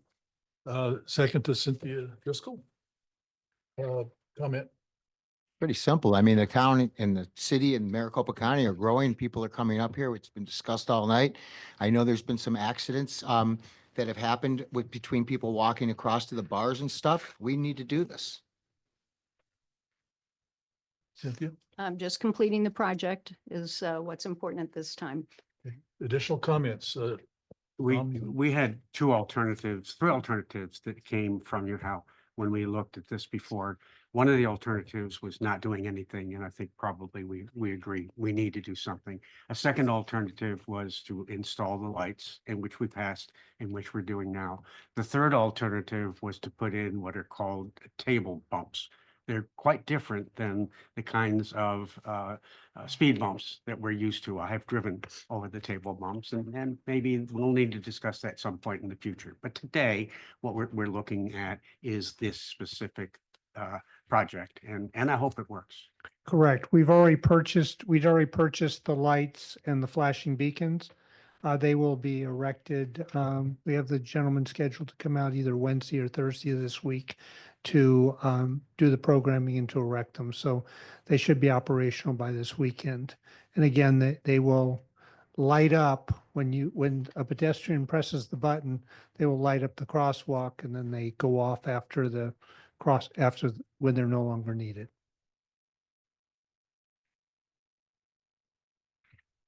Other questions? Public comment? No comment on this item. Okay, so. I have one last question. Hal, will this be accomplished before Bike Week? Hopefully it'll be accomplished before this weekend. Oh, The concrete is already in place. You're ratifying the action of the town manager to go forward with it. So the concrete has been put in, the crosswalks have been ablated, and the new ones have been installed. And so all we're waiting on currently, we have to wait 30 days before Gonzalez can put the thermoplastic on the crosswalks. They're temporary painted. But we're just waiting on the solar contractor to come in and install the lights, which will happen this week. okay, good. Other comments? Okay, this is financial. Councilmember McGuire, Yes. Councilmember Rhodes, Aye. Councilmember Alberton, Councilmember Driscoll, Yes. Councilmember Friedman, Yes. Vice Mayor Royer, Yes. Mayor Morris. Aye, motion carries 7-0, and we are on to item number 3. Council discussion, first reading of ordinance number 2025-01, amending the town code title 3 administration, chapter 37 revenue and finance, subchapter purchasing, section 37.02 procedure generally, addressing expenditure thresholds for the town manager and procedures for change orders. Good evening again. So we just had 2 items on the agenda that directly relate to these changes that we're recommending for the town code for purchasing practices. It's been almost 10 years ago since the threshold for what needs to come to council for approve was increased from 10,000 to 25,000. And based on today's standards, that's really pretty low. I went through, did some research, and looked at the cities and towns that had population. I went all the way up to even 40,000 on my research that I did. That was 64 of the 91 cities and towns that meet that threshold. So I sent out an email asking for information. Some responded. A lot of times that's how it is. You get a few responses. I went through and researched and looked at the municipal codes of each one of those that did not respond. Some of them, so of those 64, there was not information available in 18 of those in their codes. Some of them, what they do is they just simply refer to a purchasing policy that is a separate document. So that was not available for me to look at those. The threshold, so I saw thresholds of 100,000 or more as what was going to council from 6 of those municipalities. I have them listed there in your staff report. Those include Tolleson, Page, Sedona, Paradise Valley, Douglas, and Nogales. There was one municipality that had a threshold of 75,000. That was Clarkdale. And then there were 14 that had thresholds of 50,000 or more. And those ranged from as small as Jerome and as large as Kingman for those. When I did send out the email asking for the information for the municipalities, I got multiple requests of, I'd like to know what happens and what information you get, because they are wanting to consider increases in theirs as well. So the amount that you just approved for Gonzalez Asphalt for the crosswalks, if we raise this, that would not have needed to come to council at all. There wouldn't need to be a ratification. It could have just simply been an approval by the town manager. The other aspect of what is proposed in the change to the town code is related to change orders. So right now the code is silent to change orders. Some of those, when I did the research, I could not find anything related to what their change order policy was. The ones that I did find something, it typically was 10,000, or sorry, 10% with caps from as low as 10,000, that was Miami, up to 100,000, which was Tolleson. So the agenda item just before, when I asked for ratification of the additional cost for the audit, that could have fallen within this as well with the proposed changes. So what we're proposing with the changes, and if council wants to change anything, it's completely up to you, but I put in there the 100,000 for the town manager approval and on the change orders. So internally, any change orders that would need to be done up to that threshold of the town manager's approval of the 100,000 would be covered administratively. And then anything over that 100,000, we would look at the accumulative amount of what the original contract amount was and the lesser of either 10% or 100,000.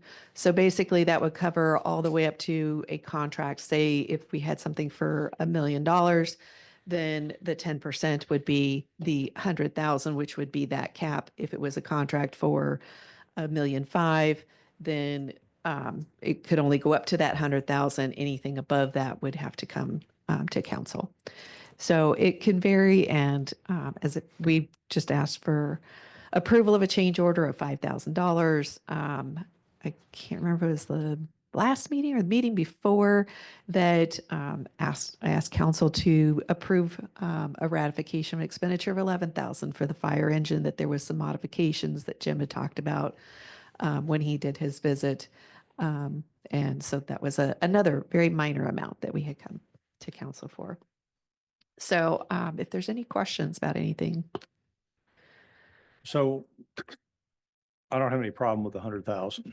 Okay, I think that's smart business. I would like, I don't know if we put it in the code or not, but I would like that anytime the town manager has to do this, he comes back, we get a notification somehow that I had to spend more money.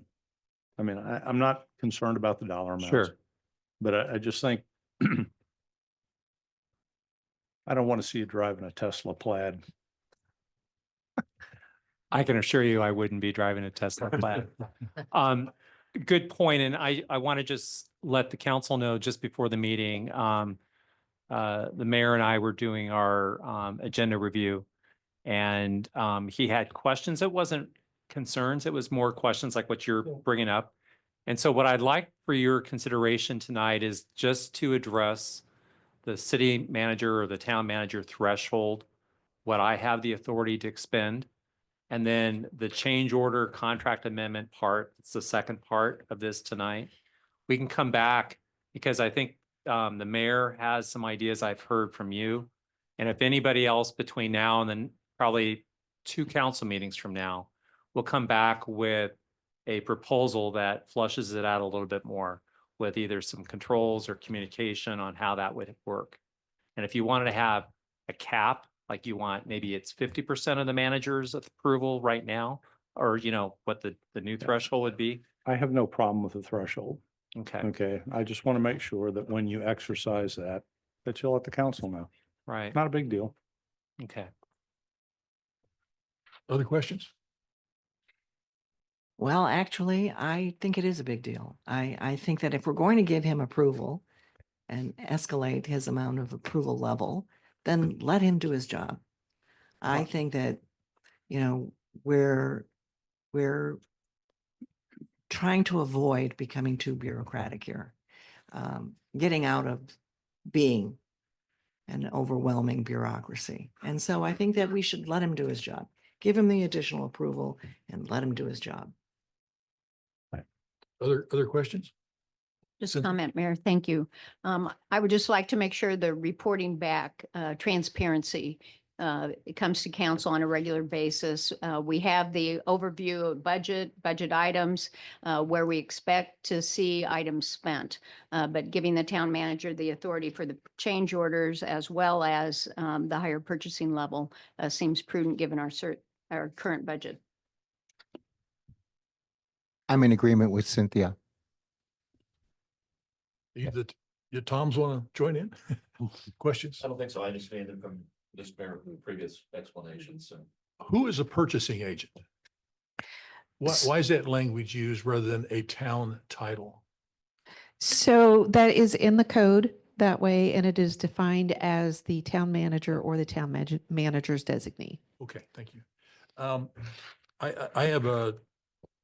I think one of the biggest opportunities the town has is in construction management, cost control, and time. That's one of my major issues going forward. Our projects are going way over budget, way over time. They take too long to get going, too long to engineer, too long to construct, and they're a lot higher than we expect. That's not exactly what's in here, and we talked about that today. But I think we can do things smarter. I'm generally in favor of this with the reporting. I think the reporting is important. That's a standard in business, was when you deviate from something, you report it up, and that takes care of the internal control audit situation. But we have a lot of projects, maintenance projects, that this makes sense. You go out, something's broken underground, you can't see it, you go out and start digging, and you don't know what it's going to cost. But we have these approvals, these lump sum approvals, and then we have all this paperwork trying to clean it up because you can't predict the scope. Unlike a construction project, you can define the scope. So you have scope projects and projects that you cannot scope. And I agree with this on the projects that you cannot scope. But change order control is one of the critical elements in construction management. And I'm not going to approve it for this. So I'm going to work in the meantime after this first reading to make this to where we can make progress on construction management, cost and budget and schedule control. But I'm going to vote yes on the first reading here. With the idea that we'd tune this up after we. in the Mayor, meantime, for the second. I think we appreciate increasing the threshold and also trying to help us with contract amendments and contract change orders. And so I think what we'll do is we'll work internally on a process of trying to communicate when those, occasions occur. I really don't think it's something you want to really see if they're, very small dollar amounts. So I think we'd probably want to say, for say 10,000 and more, that to me would be something you'd want to know about. And I think we'll work on a process, whether that be a consent agenda item or it's some other, so we can keep the transparency up. So to me, this is a very significant change tonight that really helps my staff and I move things along, not have to wait and schedule things for council meetings. But we're not giving away the farm. I'm still going to keep making sure that we're getting best deals and trying to stay within our procurement code, which has very specific regulations in it on how to procure services and goods. So, and contracts for construction. Grady, I have a question Yes. to that effect. Have we thought about hiring a procurement officer? You're so funny. I'm sorry for laughing because tonight, our finance director, I did request one through the budget process for next year. And she was going to bring that up as part of her presentation. I said, let's not complicate things by bringing that up. So she was right, I was wrong. But yes, we have a request for next fiscal year, and you'll get a full vetting of that when we go through the budget process for your due consideration. Good, because I think that would alleviate some of the concerns that the mayor has in terms of being able to better manage all of our purchasing that goes along with all Right, of our. right different now, contracts. it's very challenging because each department's doing their own, and then finance has their role, which is kind of the regulatory arm to make sure that the money's budgeted. They'll still have that responsibility, but with a procurement person, they're going to make sure that we're not splitting purchases, we're abiding by state law, running things through the attorney. So I think it does make it a lot more efficient, and it's probably about 6 or 7 years ago where it came from previously that I'd asked for the position and made a difference night and day. And with the software that they have now, it really, you're getting almost like 2 or 3 people for one person because it automates a lot of that operating procedures. Okay, So- good, great.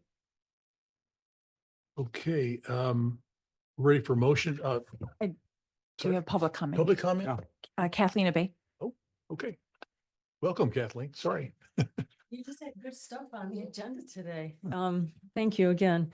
I had concerns about it. I understand that things are more expensive in today's day and age. You don't know how expensive something is until you have to go take care of something. And I do know that emergencies come up and you can't wait 2 weeks to have approval from the council. And I'm concerned about oversight, and I'm concerned about budgeting. It's not really a trust issue, so don't take it that way. But it's just, and to your point, things do go overrun, and they do take longer. And your budget can get thrown out of whack so fast if you don't pay attention to it. And, the worst use of your own money is having somebody else spend it. So maybe 100, in my thought, 100 might have seemed a little bit too high. If 10 years ago we went from 10 to 25, that's 150%. Now you're asking for 400%. You want to go from 25 to 100. I think that's a big step. And for the change orders, you gave an example of if it's $1 million project and you have a 10% change order, that's 100 grand. That's another 100 grand out of the budget. I don't know how many $1 million projects we have out there right now, but it can just throw your budget. And I'm concerned about that. Budget, I'm real big on budgeting. I do it in my own personal life. I don't understand the government, why they have a hard time with it. You can't spend more than you have, So that would be what my thoughts were. And when I heard that everybody was okay with this, I was like, we have to go over here and stay in here and say something in opposition. So I appreciate that you had said what you had said, because things can get out of hand real fast. And the other thing, when you went out and petitioned for information from the other towns to see how they handled it, did you get feedback from them, how it went for them? Did it, at the end of the year, they had their budget, these changes came up, These issues came up. What did the budget look like at the end of the year? Was it an overrun? Did they manage it? How was it managed? Those are just my thoughts. Thank you. Mr. Mayor, if I could comment, whenever an expenditure item comes before you, there are three elements you need to consider. One is authority, two is budget, and third is procurement. This only deals with authority. This doesn't amend the budget process or the procurement process. So some of the concerns you had about construction, that's going to be automatically protected because Title 34 will rigorously apply. This doesn't amend the budget. He only has the authority up to the budget authority. So this is just one of three that you're approving. Okay. We want to make the motion? I'll make the motion. This is a motion in support of ordinance number 020. You want to start with, I move to approve. Yeah, I said in support of. I move. to- Okay, I move to approve ordinance number Robert, 02025-01, amending the town code, Title 3, Administration, Chapter 37, Revenue and Finance, Subchapter Purchasing, Section 37.02, Procedure generally addressing expenditures thresholds for the town manager, and procedures for change orders. Second. And go ahead, Tom. Yeah. Yeah, I think if it gets abused, the town manager's in trouble. He needs to make judgments. We need to give him some freedom. This is just the first reading, so that there will probably be some, I've got some changes to it in the meantime that I want to make motions on next time. But this is just the first reading. We'll have another shot at this at the second reading. And the second reading is the approval meeting. So other comments from council? Yeah, Justin? I think that $100,000 is a large amount. The problem that I've seen with Cave Creek ever since I moved here is everything costs more. We seem to get the Cave Creek discount, which is 20% higher than Phoenix or Scottsdale or any, even over an Anthem. For whatever reason, people don't want to come up and work here. And we're out of the way, so it's going to cost more. We're a small town, so it's going to cost more. And unfortunately, that's just kind of the way it is.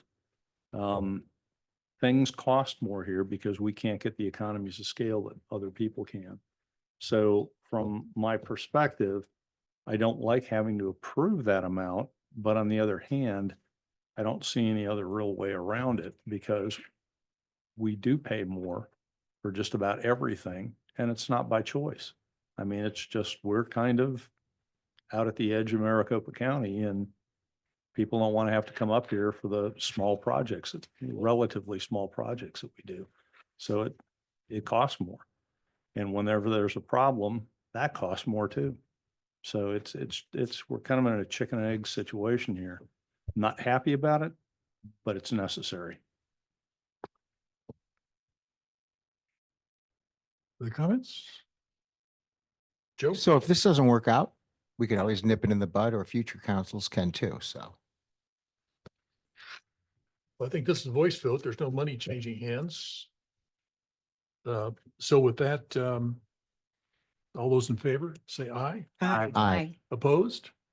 Motion carries 7-0, and we are on to item number 4, council discussion, possible approval of the first reading of ordinance 2025-02, amending Town Code Title 3 Administration, Chapter 30 Town Council, addressing regular council meeting days, regular meeting times, and council agenda item voting procedures. Good evening, Mayor and Council. This item coming before you is, again, as you said, just the first reading. So this does come to you because it's part of the strategic plan. And a little bit of background. So our meetings currently are held on the first and third Mondays of each month, beginning at 6 p.m. They may start earlier if there's executive session or if there are other needs of council. If the day happens to be a holiday, which many of our holidays do fall on Mondays, then the meeting is automatically moved to the next day at the same time. At this time, our town attorney has limited availability when those meetings do fall on Tuesdays. Recently, we had a council retreat where discussions on proposed changes did come up. And the discussion to change the dates to Tuesdays and the times of regular meetings was discussed. And the idea was to also have more efficient meetings. So council did direct staff to bring forward these items for additional review and consideration and possible adoption. So proposed changes are changing the current time of the meeting from 6 p.m. to a start time of 4:30. If this goes forward with the first and second reading, that proposed meeting time would start, change would start in May. The change in meeting days from the first and third Mondays of each month to the first and third Tuesdays would begin in September. Additionally, to also work on efficiency of our council meetings, currently roll call votes are required for any ordinance and for any item that has a financial consideration. This proposed change would still require at the minimum a voice vote. But if requested, a roll call vote at the direction of the mayor can be had. This would allow items to be placed on consent agenda, for example, the ratification items or anything that is regular business potentially could be placed on consent agenda. Mayor and council would still have the opportunity to pull items off consent agenda as well. So staff recommends approval of this first reading, and second reading, if this passes, would come forward on the 17th of March. Do you have any questions? Questions? So why are we not having a roll call vote for financial items? So the roll call vote, it would be, right now, it's a roll call vote is required for every financial item. But this language changes it. A voice vote is still required. And we can do roll call votes if needed or as requested. I would prefer to have a roll call vote if we set a dollar threshold. Well, I think what would happen is if you, let's say that we had a 6-1, someone said aye, then someone said no. Correct. At that point, you'd go to a roll call vote. Correct. If So- it's not unanimous, then it automatically, I would have to call for a Yeah, roll call. unanimous is the only thing you can Okay. use. Mhm.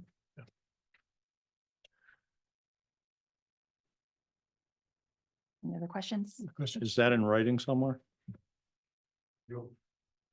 Was a change of the open meeting law. Mhm. Currently, the open meeting law was drafted to say you had to take a roll call on everything. And so what I've advised my clerks, that in the event of unanimity, her notes will say there was unanimous vote and you don't need to have a roll call. So whenever you have less than unanimity, you need a roll call. The AG, the legislation drafted to require a roll call. It became meaningless when it was all unanimous. And so what I've told my clerks is, the minutes say this, that all unanimous votes were, all votes were by unanimous. Anything less than unanimity required a roll call. And I believe it is also state law that went into effect a couple years ago. Yeah. Is this out of the norm for cities, or do most other people, what do other towns do? Most do put the majority of items on consent agenda. There are certain items that are Hot buttons for the hot council and buttons. And those items are typically done as individual items, and many times roll call for those items. yeah. And actually, a lot of communities are doing what's called electronic voting. Mhm. So you go ahead, the mayor calls for the vote. You put your yes, yay, nay, and it either lights up on a board or on the televisions. And so it's recording your vote that way. That's actually pretty common in a lot of different cities. And so they're not even doing the voice votes. Now, procedurally, a lot of times mayors will sometimes on maybe hot button issues want to get the record out there, even though electronic voting still could take place, just for the people, the council members to be on record on the recording and in the minutes very clearly what their record of their vote was, even though electronic voting does the same thing. So but this is actually more the norm, what we're proposing tonight. we're kind of, I have never seen it anywhere else except for here on all financial matters requiring a roll call vote. That is pretty unusual from what I've seen.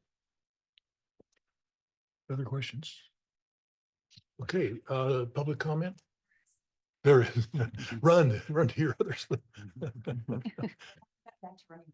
By the way, you're not limping. Yeah. You're walking very well. Kathleen Abay.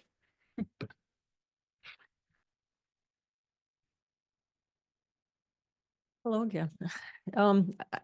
So I needed clarification. If you move the time to 4:30, if you have an executive session, does that mean that's at 3:30? And then the meeting's at 4:30? So because we have some council members who work and they also have some other commitments, we had talked about having the executive session following the meeting.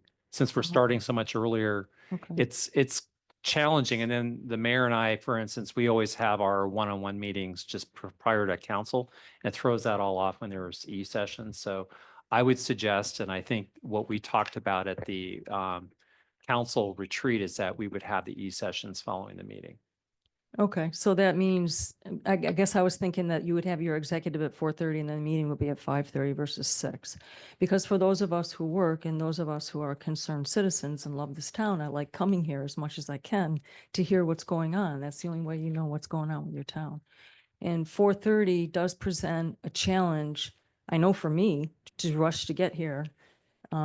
And also, I don't know who else it would be, but it's just, I'm just putting it out there. I don't have a problem with the Tuesdays. There's only a couple of Monday holidays, but I don't have a problem with the Tuesdays. We need to work forward and meet and be cooperative and everything, but the earlier time does present challenges for myself and I don't know how many other people. So, and the consent item is just for financial things to put them on a consent agenda? So what the council discussed just previously to you coming up was when we have like an award of a contract, right now our town code requires the council to do a roll call vote. So each council member is called on and for them to give their individual vote. What's pretty common is in other communities that award of a contract, council member makes a motion, a second makes a second motion, and then it's up for the vote. And it's all yay, or there might be one or two that might say no or nay.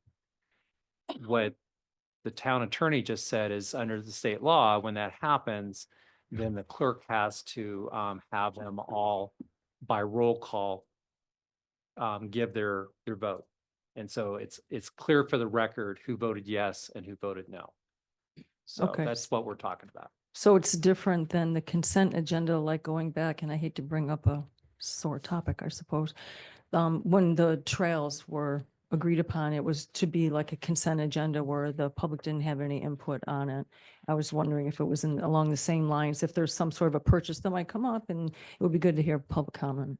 Yeah, so that doesn't apply in this case It here. was different. Yeah, Okay. and in fact, since I've become manager, and that was my very first council night, when we Welcome. had that, and I've instructed staff, we will not have any more trail dedications that are on consent. So Okay, I at least as appreciate long that. as I'm here. Yeah, and I appreciate you explaining that. Thank you very much. And I'm done for tonight. So you guys have a good evening. Okay, we are ready for, Tom? Yeah, I have a question. This is for the town manager, possibly council. Sometimes do we have executive sessions that are pertinent to something that's on the agenda and that the executive session would help us inform us as to how to vote on an agenda item? If that happens, what would we do? So we've changed our practices on that, and we will not place an item on the agenda for an executive session discussion and then for an action that same night. We typically have that at the next meeting. That way you're not feeling pressured, or, it gives you ample time to prepare yourself.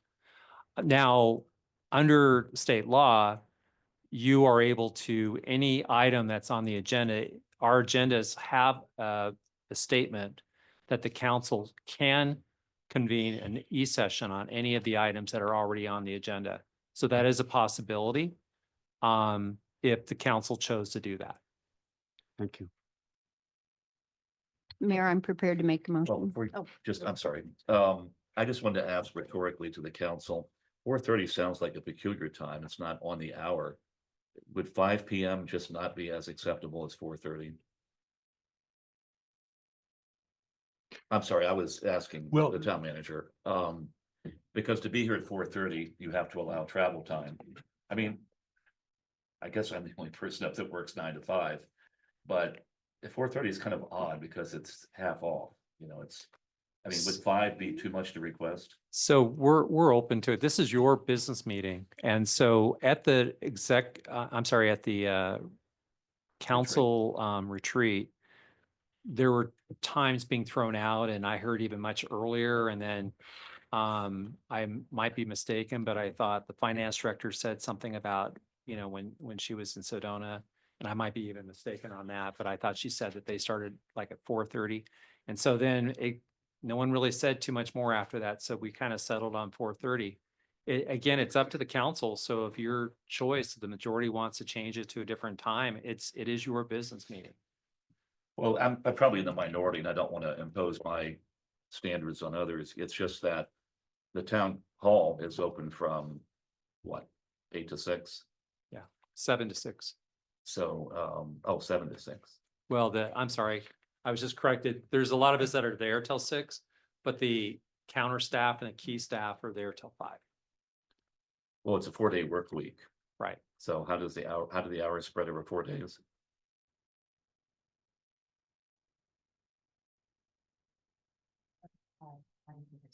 The key is the door. That's not in compliance with FSLA, he said in parentheses, but I know, I I'm that too loud. I just thought 4:30, well, you know, it's not, because people have tried that at the state capitol, so we have to mandatorily take 30. Yeah, okay. Again, I'll drop it if nobody agrees with this. It's just 5 is after work for most people who have conventional hours. And it would provide travel time availability to get here by 5.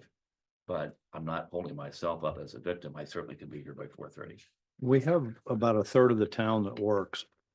They're working age people and it will provide, it could potentially inconvenience them. I think 5 o'clock might be a better start time.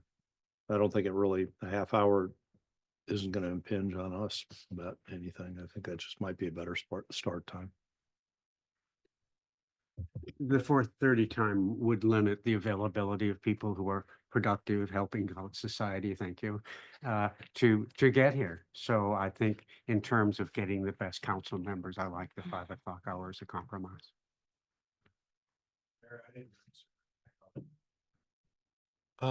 Okay, well, we'll have to, you want to make a motion, you can make the motion, putting any time in there you want to. So whoever gets to make the motion, who would like to make it? I think Cynthia was gonna. Cynthia, I you're was gonna- gonna make the motion as is, and then it can be amended. Okay, Yeah, make it yeah, as is, but you don't have to. Yeah. You don't have to read what's on here. That's good procedure. Mayor, But, Travis would like to make a comment. I'm sorry? Travis Went would like to. make a Oh, comment. it's public comment? Okay, I'm sorry. We did public comment. It's called We already question, did- though. I'm sorry? They've already called for the question. Procedurally, they're in a. We're not right. obligated. Are we obligated? No. Okay, Cynthia, proceed. Thank you, Mr. Mayor. I move to approve first reading of ordinance number 2025-02, amending Town Code Title III, Administration, Chapter 30, Town Council. Okay, is there a second or is there a motion to amend? I move to amend from You gotta have a 4:30 to second. 5 PM. Yeah, Call for your second. Oh, I'm sorry. With Okay, respect. is there a second on this? second. Okay, I move to Now- amend from 4:30 to 5 PM. okay. Is it necessary to read the whole motion? Because we didn't have the whole motion, so it seems to me you have to have the whole motion and then do. the You could just say so moved as Okay, in the as written, agenda. yeah, okay. And Okay. then We have a There's motion an to amendment. amend. Well, we've got to approve. The motion to amend needs a second. Okay, Is there, I'll second it. Oh, okay, so we're gonna vote on the motion to amend. And oh, okay, all right, that makes sense. so we'll have a vote on the original motion with the motion to amend. And If that fails, then we'll go back. So all those in favor of the motion at 5 o'clock, signify by saying aye. Aye. Opposed? Motion carries. So it's 5 o'clock. You okay with that, Cynthia? Yes, but we didn't discuss the amendment. Oh, I'm sorry. okay. Well, we'd have to No, reconsider. Yeah, that's fine for the first reading. Yeah. Okay. Well, Sure, we'll yeah. take it. Okay, so we are on to, Item 5. yep, council That's discussion, what- possible approval of extension of the intergovernmental agreement between the town of Cave Creek and Maricopa County Sheriff's Office through the end of the fiscal year.